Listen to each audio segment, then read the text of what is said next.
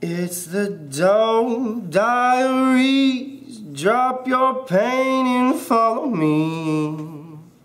Everything'll be alright. This is Dope Diaries, take 1, session 1, jazz. It starts like 5.5 years ago. It's the end of 11th grade, and my friend Jabari takes me for the first time to get high, and I really didn't know what drugs were at the time or getting high. I grew up with my parents being pastors, non-denominational. I had gone to all private schools in my entire life. I've been to one public school before. I've never actually done drugs. I've seen them in movies and I've heard here and there, but I really didn't have an understanding of what an addiction was or what being high was at all. And so he's like, you want to get high, bro?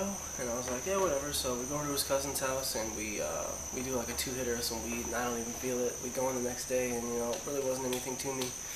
And then probably a couple of days later, we go again to his cousin's house. This is my friend Jay, and we smoke another 2-hitter, and this time it works, and I'm high up. I'm feeling good, I really didn't know what to expect the first time, but I was pretty pleasantly surprised. Honestly, weed's not.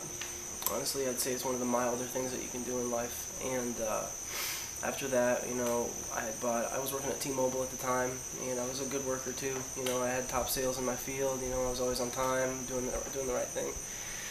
And we grab an 1/8 bag of weed, and we start smoking, and we get like 2 or 3 bowls in, and Jabari's like, oh, blah blah blah, dude, we gotta smoke it all, man, we gotta smoke the whole thing. And so we smoke like 2 or 3 bowls, and we just keep smoking and smoking and smoking and smoking. We smoked the whole 1/8 that night, dude. I was so paranoid. I remember looking at the mailbox in front of me, and I'm like, that mailbox morphin, man, it's a Power Ranger, bro, it's a Morphin Mighty. And I really didn't know what to do with myself that night. I was too high for God's grief. I don't know, man. And anyway, it goes on a little bit, and me and Jabari start smoking semi-occasionally, regularly. I'm not going to high school. I'm kind of bailing out of my 12th grade year. My mom signs me up for like online classes, and I didn't do a single class at all. I didn't end up getting a GED or any type of diploma because of drugs, mostly, honestly. And I start smoking regularly, and I'm going to church, and I meet this guy named Kay, and he, for the first time, let me backtrack a little bit. My parents had told me that I got inheritance for college from my grandpa for $5 grand, and I kind of got upset with them that I hadn't told it to me, and they're like, well, we're waiting for the right time to give it to you. And I was like, oh, the right time's right now. I need that money right now. And so they pretty much give me the $5 grand, and I meet this guy named Kay, and I start hanging out with him. He's a lot older than me. He'd been at this time, I think, a 6-year heroin addict, and I really didn't know what a heroin addict was, or heroin was, or anything like an addiction. So he sells me my first Oxycontin 80 milligram for $50 a piece, and I buy 3 of them at $150. I do the first one the first day, and I am knocked out. Like, I'm 100% gone. I remember going to Red Robin with my mom and dad, and my parents were like, are you okay? And I was like, yeah, I got the tummy rumblies, and I'm sweating nuts over here, and I just don't feel very good. They never thought I was into drugs, so they dismissed it. And I started doing Oxycontin heavier and heavier. I'm still buying at $50 a pop, and I blow through in about 2.5 weeks. I blow through my whole entire grandpa's $5 grand. And I really didn't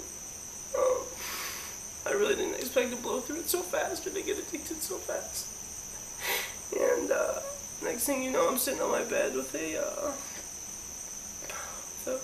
pretty much a plastic bag in my hands, and I'm cold sweating by myself. I'm throwing up, puking all over myself, and I really didn't even know I was addicted at this point. And I finally get past that, and I blow through all that money for my grandpa, and I'm starting to get deeper and deeper into pills. I'm doing them more often, even though I've been doing them like crazy since then.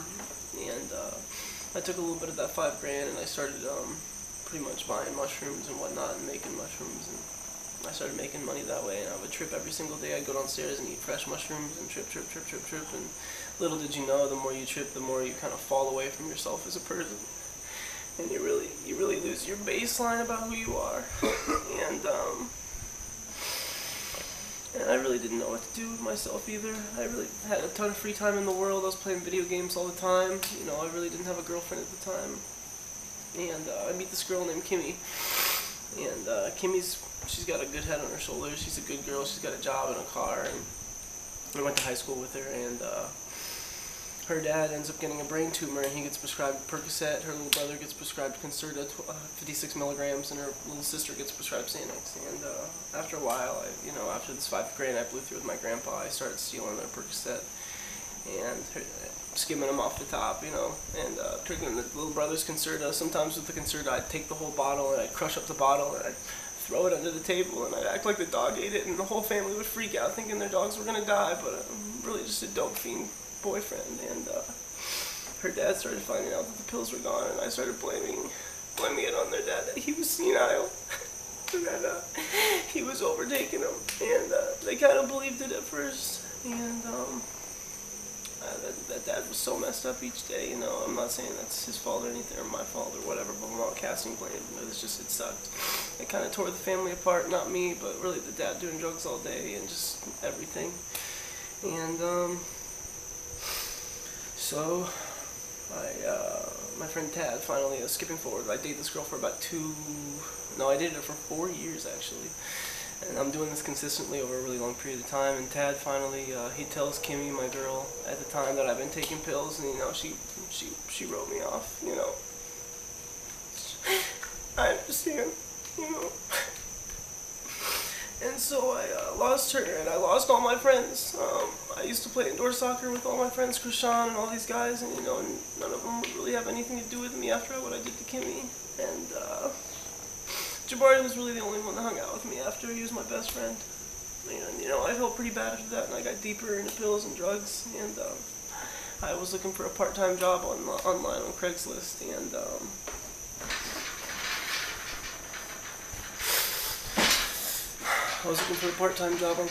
I find this guy named Joe, and he wants me to manage his American assets, and so I sign up, and I give him all my information, and he sends me a check for $7,500, and he's like, I want you to cash it, take it into 2 different places, and send it to Malaysia.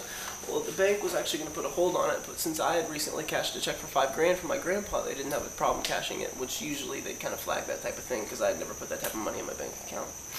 But, got past it. And I kind of talked to my friend Tad about the whole situation. He said it seemed sketchy, and so instead of kind of backing out of the situation, I doubled down retarded. The friend K that got me addicted to Oxycontin, he tells me, dude, $3,500, bro, I can get you a pound of weed. So, I get $3,500 out of the $7,500, and I told the bank teller that I'm buying a car. And I get the $3,500, I buy the pound of weed, my friend K goes and gets it and brings it back into the house, and he's like, oh, dude, blah, blah, blah, blah. Well, I'm actually like, dude, there's only 8 ounces instead of 16 here. And he's like, oh, I forgot to tell you, the pound was $3,500 for a half pound. And I was like, bro, you just fucked me. Like, now I've got a half pound of weed for $3,500 at $350 an ounce. I can't even sell that. And so he's like, dude, don't worry about it. I'll take care of you. Give me 4 ounces and I'll sell them for you. So I give him 4 ounces and sell them for you. And I contact him like a week, or he hits me up like a week and a half later, and he's like, hey, I got your money, and I was like, awesome, I'm going to come through and get it. So I'm about to go through and get it, and Kimmy and me ended up having like a romantic night, and I ended up pleasing the tar out of her as usual. Not really. But, I give him the 4 ounces, and then I told him that night I couldn't pick it up, so I tried to pick it up the next night, and he's like, blah, blah, blah, well, you should have came and got it yesterday. It's gone, bro. I gambled it away. And I was like, dude, I need my money, bro. And he ended up texting me back, fuck you.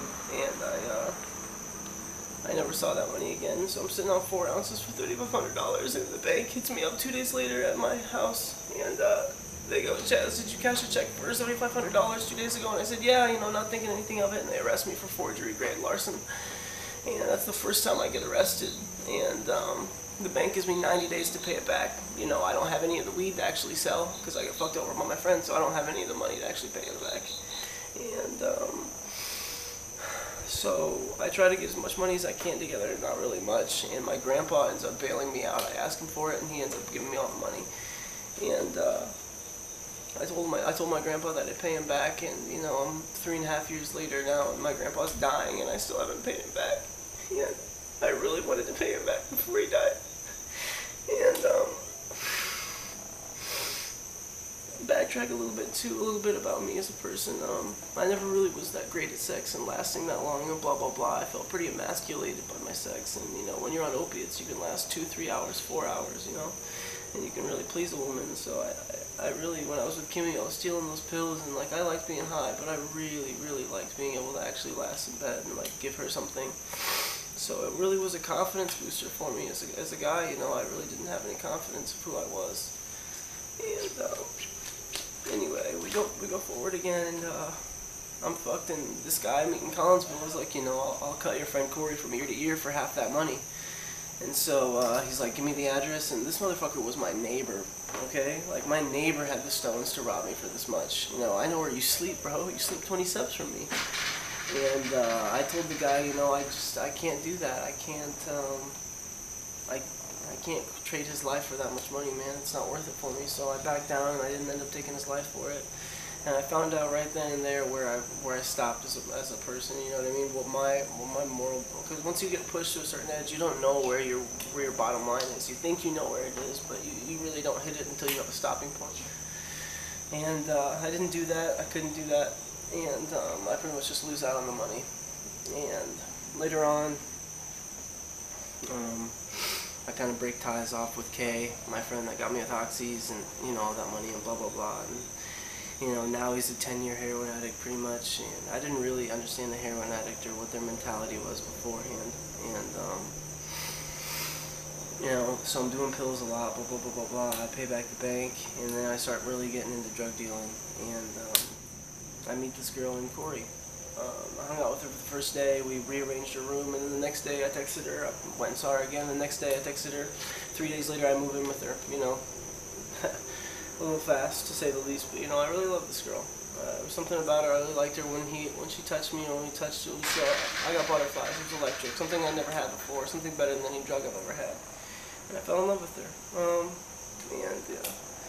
I was with her probably 2.5 weeks, 3 weeks in, and I started tripping, and I had this epiphany, you know, because they say that LSD takes your paranoid delusions and makes them real. And I had this epiphany that I was in love with a different girl named Erin, a girl that I fucking talked to for a week and a half. I didn't really know that well. That totally dumped me on the top of a hat. Why I loved her, I didn't really know. I thought she was going to be my soulmate. And so I asked Corey to be my best friend while I texted and gave all my affection to another girl right in front of her. And it destroyed her.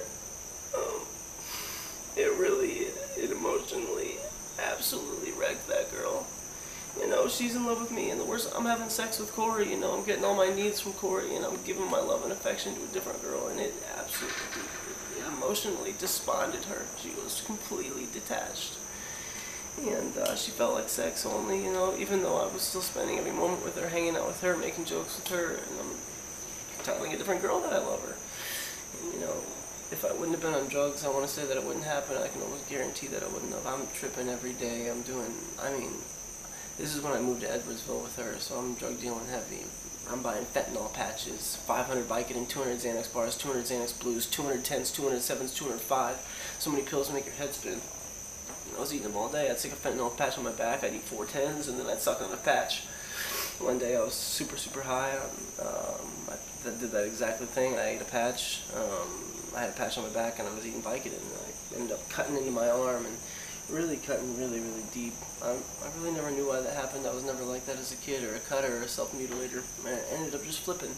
I wasn't sure if I was the target of some demonic like hatred, or if there was something inside myself I didn't know, or what was going on. And so that only happened 3 times in my life. Well, 3 or 4 times in my life still, and I've never done it when I'm sober. I only do it when I'm really fucked up on opiates. Part of me wants to say that it's because, you know, I want to feel on the outside how I feel on the inside.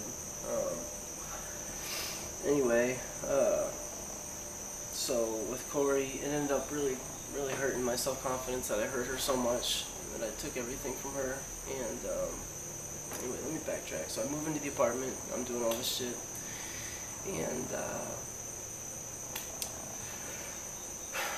pretty much, where should I start? Corey, me and Corey were gonna have a kid. We had a miscarriage once, and we were taking LSD, and we didn't realize that LSD is a vasodilator, so it aborts babies. So we had our first miscarriage, which was, you know, inherently my fault. I realized we didn't know, but I mean, you gotta be wise when you stick puzzle in your body and know what it's gonna do, especially when if you have a child. And that was the first kid I really kind of felt a little blame for, and then we got pregnant again. And we ordered our baby names for about 2.5 weeks, and you know, good old me, I didn't stop drug use still, and still doing drugs like crazy. I'm doing a drug called methamphetamine, which is an analog of ketamine all the time. I'm completely out of my mind all day. And she decides just to have an abortion one day. And, you know, she said she didn't feel supported, and by my actions again, and by me not stepping up to the plate, I feel like I killed another kid, and that went really, really bad on how I felt about me as a person.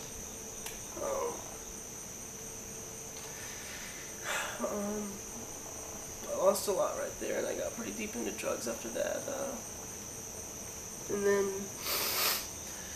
then we roll on past, and I go to summer camp to meet this other girl, and I come back, and Corey's gone. She's moved out of her own apartment that I moved into because I refused to leave, and I even took pictures of the apartment, and I was fucked up, and I held it against her that I could call the police that she let me illegally stay there and blah blah blah, and I strong-armed her literally out of her own apartment, and so she left, and she was in love with me, you know. I really didn't get it at the time. After she left, I finally sobered up because I saved up 12 grand in drug money up in Edwardsville, and I came back and I blew it in about 2 months, 2.5 months on drugs, and I'm surprised I'm alive. And I got Corey back like 3 or 4 times, and then I started to get really bad on drugs, and you know, it was just back and forth, always hectic and chaotic. So I'm doing pills, and I'm at my friend Jay's house one day, and you know, he pulls out, and this is almost like 4.5 years and 5 years of opiates, and my friend Jay pulls out a little heroin, and you know, I really told myself I wouldn't do crack, meth, or heroin ever, and you know, it takes me like $45 to get high on pills at the time, and I'm like, well, how much is it? And he's like, $5. And I was like, $5? Like, hot dog, give me 2. And I got one, I did it, and I looked up at him and rocker, and I was like, I feel fucking amazing. And I did, you know. I felt, they call heroin because it makes people feel heroic. And I felt heroic. And what's interesting about this little segue is that heroin might make you feel heroic, but after it's gone, it makes you feel the exact opposite. Like, when you're opiate sick, your body hurts. Your teeth hurt, you're throwing up, you're cold and hot sweating, you're the exact opposite of heroic. It takes everything from you. And so I did a line that night, and I told myself I wouldn't do crack, meth, or heroin, and I broke that rule. And once I broke that barrier for myself, it became like a, you know, well, I've already broken that barrier, so what the fuck does it matter now? So I ended up just doing it all the time. I did it a couple of times with Z and J, those guys I met, and come to find out, Jay ended up dying like 2 or 3 weeks ago on heroin, actually. The guy that kind of introduced me to it, and he was a good friend of mine. That really sucked. And so I started doing it more, and I reached out to an old friend named C, and I'm like, hey bro, can you get me anything? And so we pretty much go out to STL, and I get my first dope with him, and it was way stronger. I mean, St. Louis compared to right over the river is worlds apart. And I ended up doing it a lot with him, and at this point I'm around a bunch of junkies, needle junkies. C's a needle junkie, N's a needle junkie. All my friends that I'm around are pretty much needle junkies, and they've lost themselves and lost their lives. My one friend once put it like this: that if you like heroin, you like being a slave, because heroin's your master. And I ended up doing dope a lot. You know, wasting all my money, and I run out of money one day, you know, just doing little schemes, selling like 10 bags here and there, selling some pills here and there. So I run out of cash, and my friend gives me this trick about Walmarts, and so if you take a Walmart receipt and you go pick up the items in the store and you go return it to customer service, you can get cash for it. So I started robbing Walmarts and Lowe's, and I'd be sneaky about it. I'd set up in a full costume with a hat and like a Lowe's independent contractor shirt, and I'd walk in totally setting it up, feeling like the shit, even though I'm total opposite, and start robbing Walmarts and shit for the money I need to get high. And after this, a little while ago, I'm up at my girl's Corey's, or C, whatever, oops, and I'm looking at this video on her computer of her and some guy, her sucking some guy's dick. And you know, I thought it was me in the video, and I even looked at the shirt, and I was like, oh, it looks like my blue shirt, and I looked at the underwear, and I was like, oh, it looks like my plaid undies. And then I come to find out, I ended up masturbating to that video like 8 or 9 times, which is fucked up. And I asked her later on if it was me, and she said no. And man, still to this day, that video haunts me. I think about it before I sleep. I think about it during the day, and it fucking pisses me off. Like, it makes me irate that I cannot get it out of my head, this video of the woman that I love sucking on some other dude's dick. And it fucks me up, man. It fucks me up bad. And that's my most recent transgression of emotions. At this point, I really don't know how to handle my emotions or manage myself. I really can't handle the things that have happened to me. I can't handle losing a kid. I can't handle losing my love. I can't handle thinking about that shit with other guys. And, the quickest reprieve is heroin. The fastest thing you can do. It takes 45 minutes to get there and back, and it gives you 5 hours and no fucks given. And I have no passions anymore. I have aspirations and dreams, but I don't follow them. I want to be a musician, but I don't play music. I want to shoot videos and be a photographer and blah blah, but I don't shoot photos. Opiates and drugs have single-handedly stole my passion for life, and I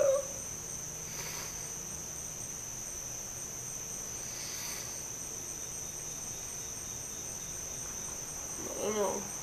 I hope that every time you guys think about doing drugs or smoking one more bowl, just ask yourself if you have any aspirations or dreams, and if you do, and you like to do drugs, you might as well write them on a piece of paper and throw them out the window.